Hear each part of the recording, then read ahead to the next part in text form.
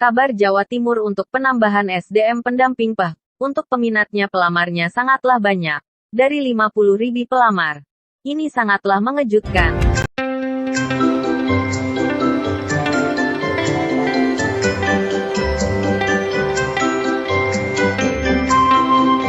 Selamat datang kepada Menteri Sosial Republik Indonesia Ibu Tri Risma hari ini beserta rombongan memasuki tempat acara.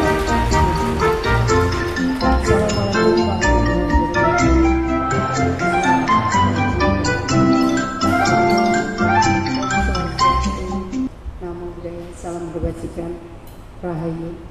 Yang saya hormati Pak Dirjen Wijansos, Pak Direktur JSK, dan teman-teman semuanya, teman-teman pendamping. Pak Don, silakan. Silakan Pak Don.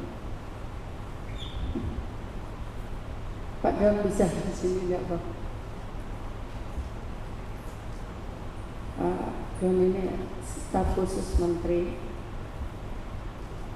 Teman-teman semuanya, anak-anakku semuanya, saya ingin menyampaikan yang pertama, marilah kita panjatkan puji syukur kehadirat Tuhan Yang Maha Kuasa karena pada pagi hari ini kita dapat bersilaturahmi dalam kondisi sehat walafiat. Yang kedua yang ingin saya sampaikan, tadi Pak Direktur JSK lapor saya Bu, yang daftar 46.000, yang masukkan dokumen 15.000, dan sebetulnya hanya berapa ya? Berapa?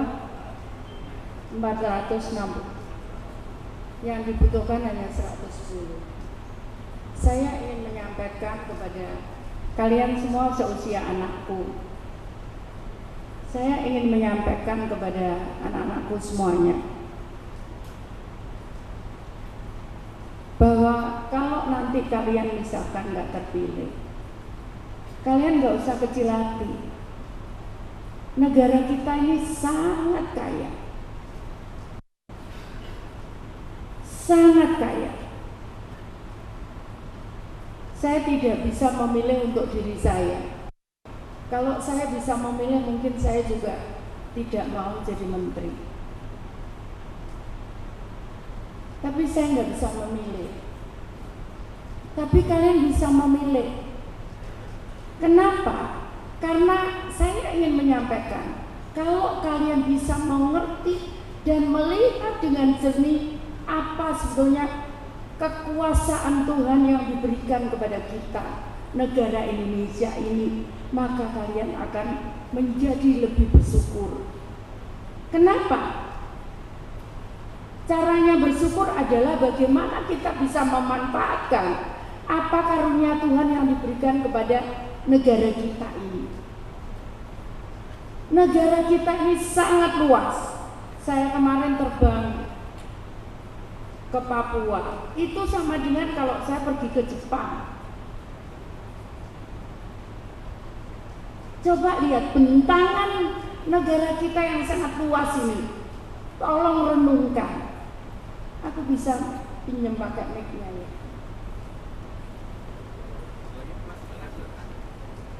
Sebetulnya aku juga lagi nggak bener nih badanku, tapi aku lihat, aduh. Ya, saya ingin menyampaikan kepada kalian semuanya, kalian anak-anakku semuanya. Coba renungkan, Tuhan memberikan penduduk yang besar ini, Indonesia. Itu bukan tanpa alasan. Tuhan memberikan Indonesia yang luas sekali ini bukan alasan. Kalian jangan hanya tertutup bahwa menjadi pegawai itu adalah satu-satunya pria. Kenapa? Saya kemarin baru dapat cerita dari Pak Don ini, Pak Bahlil, Menteri Investasi. Bagaimana dia dulu merangkak dari tukang parkir, kemudian tukang koran, kemudian dia menjadi pengusaha yang berhasil. Dan karena dia menjadi pengusaha yang berhasil di usia muda, maka kemudian presiden memilih menjadi menteri. Saya ingin menyampaikan kepada anak-anakku semuanya, peluang ini terbuka lebar untuk kalian. Sekali lagi renungkan apa yang saya omongkan. Kalau Tuhan memberikan Indonesia ini penduduk jumlah yang besar, artinya semua butuh makan, semua butuh pakaian, semua butuh mungkin alas kaki dan lain-lain.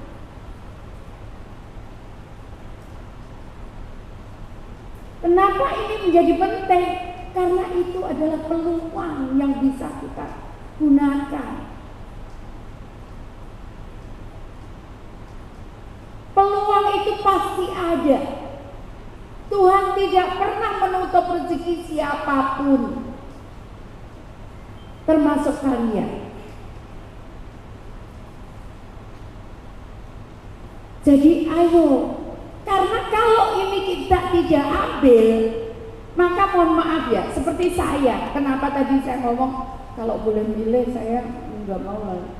Menteri itu gajinya terbatas. Kalau saya jadi pengusaha, saya bisa kaya raya. Dan nggak ada yang bisa menghalangi, oh Risma korupsi, nggak bisa kalau saya jadi pengusaha. Betul nggak?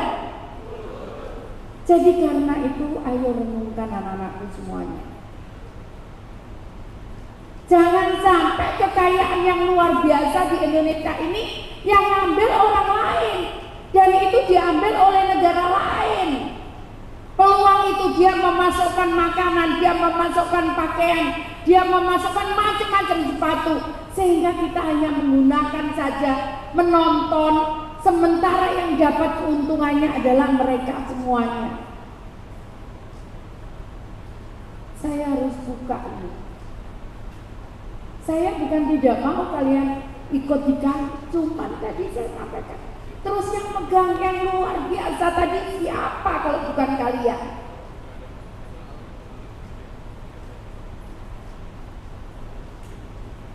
Coba, ayo kalian renungkan bersama.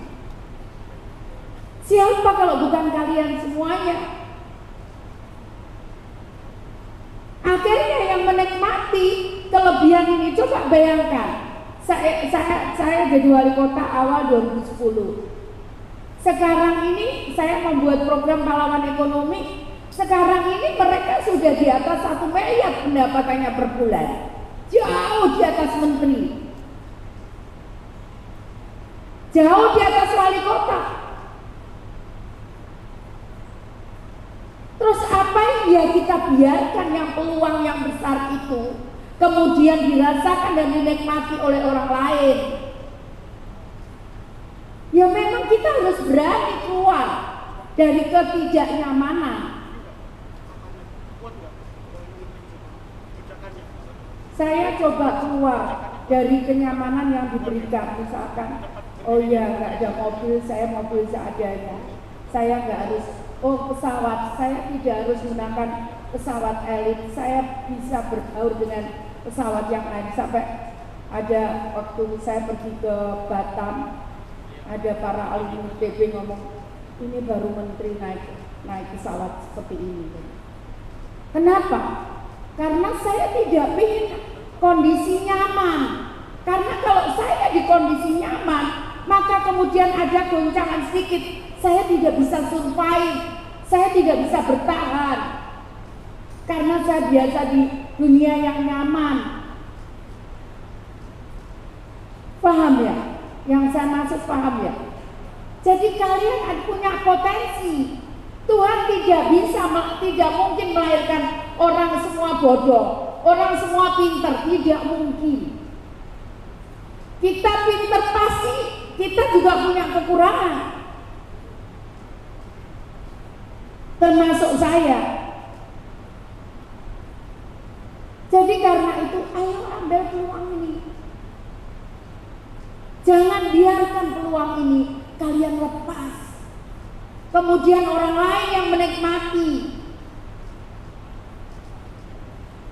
Coba renungkan apa yang saya omongkan.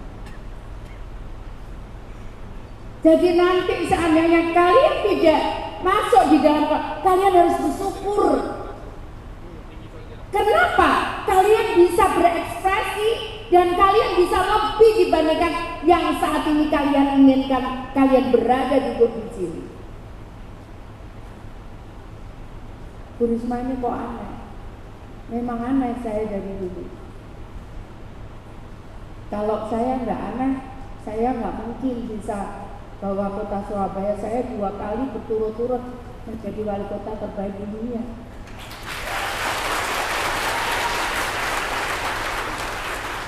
Karena saya aneh, saya carilah yang lain-lain. Kalau saya mengandalkan biasa-biasa saja, nggak mungkin Surabaya seperti ini. Dengan 10 tahun, kalian lihat daerah lain yang 10 tahun, yang kepala daerahnya 10 tahun, seperti apa perubahan. Memang kalian harus aneh, supaya kalian bisa survive, kalian bisa bertahan. Memang berat, saya tahu itu tidak mudah. Anak saya aja di rumah berat begini. Ya saya bilang kamu jalan aja. Batu aja ditetesi air, makin lama makin bisa lubang. Kenapa enggak? Saya ngomong gini dengan ibu-ibu, para pahlawan ekonomi. Apa yang terjadi sekarang? Ibu-ibu itu pada jadi miliarder.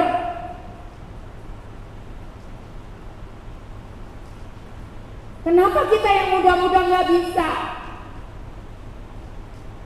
Kenapa kalian menyerah pada suatu keadaan yang membuat kalian terpaksa seperti ini? Tidak ada yang memaksa kalian. Saya ingin menyampaikan kenapa? Karena negara kita ini sangat kaya. Saya nanti kalau lebih, pasti orang nuduh, oh Bu Risma korupsi. Betul enggak? Jadi apa yang dicari? Padahal di luar sana masih banyak. Memang saya tahu itu tidak mudah, tapi bukan tidak bisa. Ada seorang, saya nggak tahu, ada nggak? Ini bisa nggak di-start videonya? Videonya seorang gadis. Dia anak disabilitas. Saya bulan Mei ketemu dia. Saya kasih motor listrik untuk dia jualan karena dia biasanya ngayuh, lengkap disabilitasnya, kaki, tangan, suara, dia nggak lengkap, tidak seperti kita yang normal.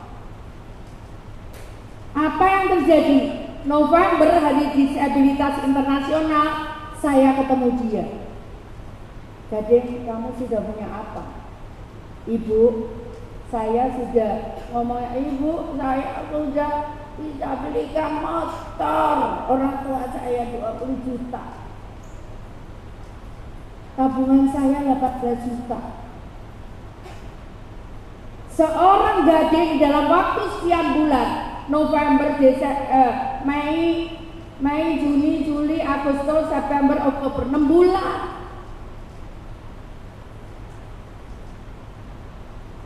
Kenapa kita nggak keluar?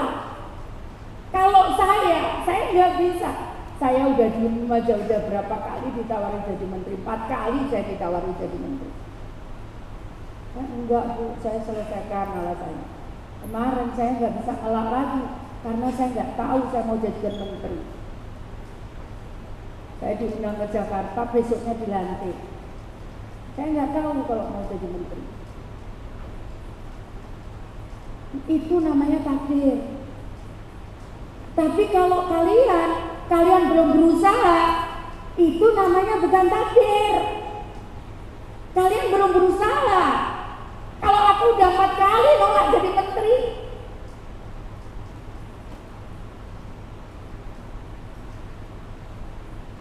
sampai ibu ini ditawari mau apa tidak, nanti nggak mau nolak lagi katanya. Paham ya anak-anakku semuanya? Kalian Kalian masa depan bangsa ini. Kalian tidak boleh diam. Saat kemudian kalian tidak ada kesempatan, kalian tidak boleh diam. Kalian harus bergerak. Dimanapun pasti ada peluang. Tidak mungkin Tuhan hanya menyertakan hambatan. Pasti ada peluang di tengah hambatan-hambatan itu. Paham ya anak-anakku semuanya? Jadi jangan berhenti. Kalau nanti seandainya ini kalian tidak bisa masuk, itu memang bukan jalan kalian. Karena mungkin Tuhan menakdirkan kalian untuk bisa keluar dari sini. Dan kemudian kalian bisa coba bayangkan, kalau kalian misalkan jadi pengusaha, kalian bisa merekrut orang 3 orang saja. Kalian bisa memberikan kesempatan hidup 3 orang saja. 3 orang. Kalian usaha kalian lebih besar, 8 orang, 10 orang, dan kemudian kalian bisa memberi makan untuk ribuan orang. Betapa luar biasanya kalian. Paham ya? Memang tidak mudah. Saya tahu siapa ngomong menteri ini mudah. Sampai saya ngomong ini tadi, aduh, aku kepala itu nggak bisa mikir sekali. Saya bilang gimana caranya ini? Bingung saya, aku mau suntik vitamin. Aduh, bingung, capek sekali rasanya. Tidak mudah memang. Siapa ngomong mudah? Kalau mudah ya udah tidur-tidur aja kita di rumah, nanti bangun, terus tiba-tiba nggak ada yang beri makan kita. Apa ya itu yang mau kita cari? Apa ya itu?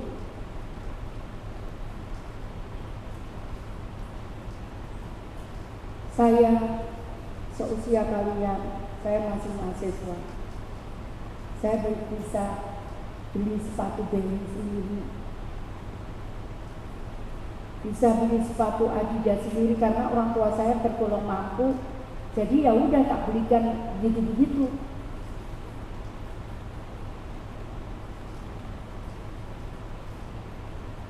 Apa yang salah? Saya bawa mobil, nyetir mobil mahasiswa. Saya datangi orang yang bangun. Kamu butuh perencanaan ini enggak? Oh sudah ada desainnya. Kamu perlu enggak desain untuk dapur? Saya gambarkan. Oh enggak usah bayar. Tapi dia enggak enak. Zaman itu tahun 2005,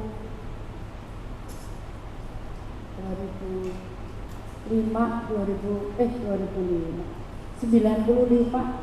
Oh aku udah bisa dapat uang ratusan juta bahkan juta, ratusan ribu bahkan juta.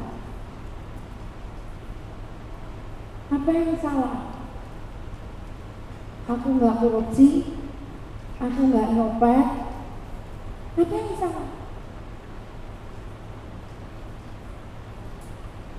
Ada anak usia 11 tahun saat itu datang ke balai kota namun saya, Bu, saya nyumbang APD 100. Saya tanya, kamu dari mana?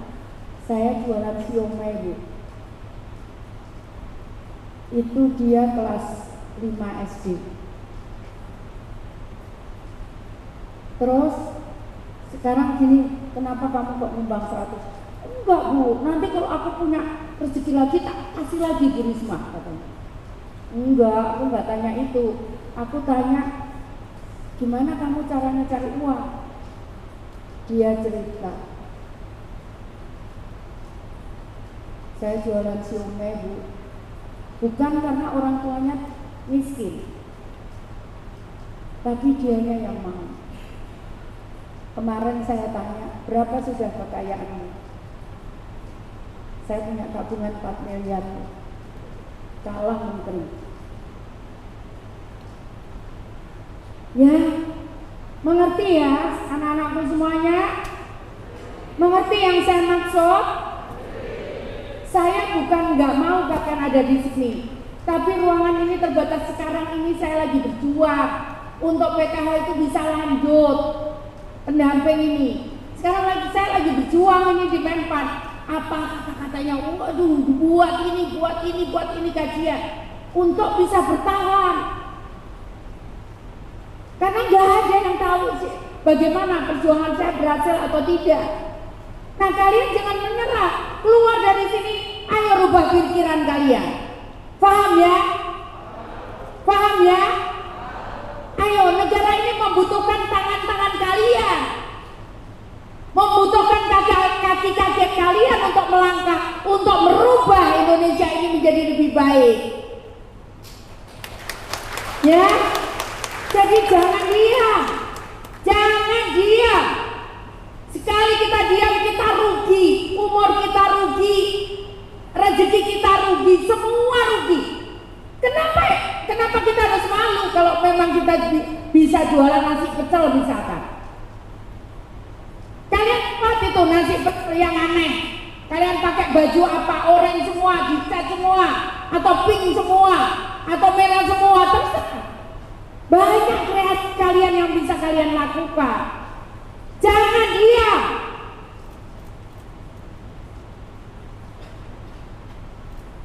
Banyak peluang. Kalau kalian menggantungkan hidup kalian pada orang lain, maka kalau orang lain itu kemudian berubah, selesai kalian. Jangan pernah menggantungkan hidup kalian kepada orang lain. Kita harus bisa sendiri. Anak saya tadi ngomong, "Ma, aku Kemis ke Jakarta mau pulang." Ya, kenapa harus malu saya?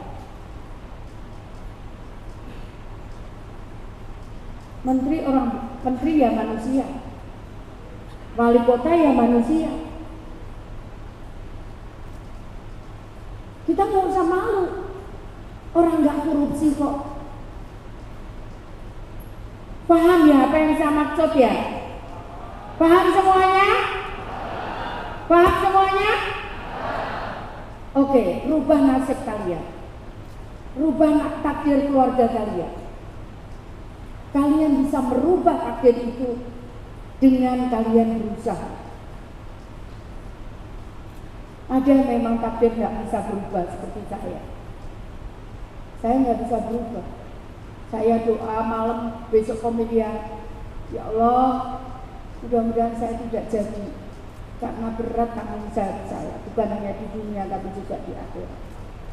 Tapi ternyata jadi wali kota.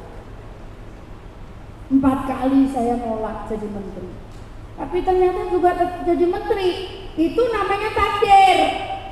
Tapi kalau kalian belum mencoba, kemudian kalian ngomong tidak bisa, itu bukan takdir. Paham ya?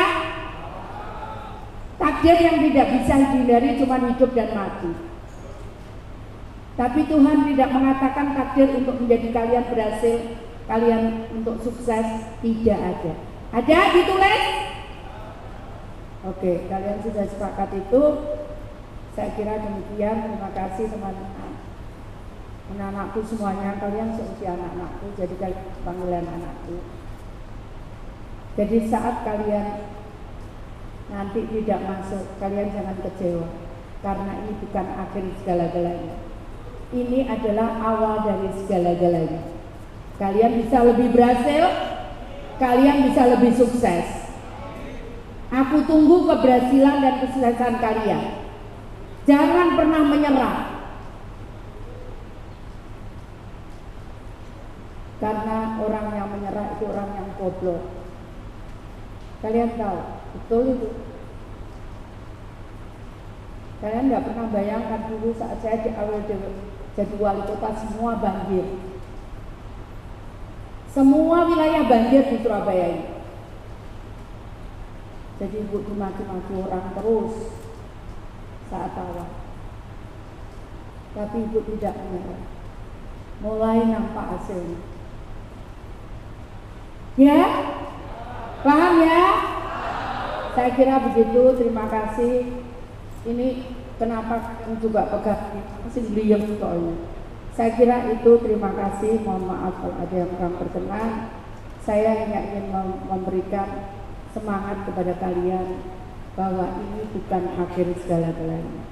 Ini adalah awal segala-galanya. Entah kalian masuk, entah kalian di luar. Ya, negara ini sangat kaya. Kalian bisa bergabung, kalau tidak bisa sendiri. Jadi ini momen seperti ini jangan buat kalian lepaskan. Momen seperti ini untuk kalian bisa kenal mana. Kenapa begitu? Ya ini momentum kenalan. Mungkin kita kemudian bisa usaha satunya. Oh, orang tua saya ada di Malang, punya ini. Satunya ada di Batu, punya ini. Satunya ada di Blitar, punya ini. Ayo kita buat ini yuk sama-sama. Itu loh, anak Indonesia, siap ya? Yo, jangan menyerah. Karena keberhasilan di tangan kalian, bukan orang lain, bukan di tangan orang lain. Saya kira begitu, terima kasih, mohon maaf kalau ada yang kurang berkenan. Saya akhiri, wassalamualaikum warahmatullahi wabarakatuh. Shalom, santi.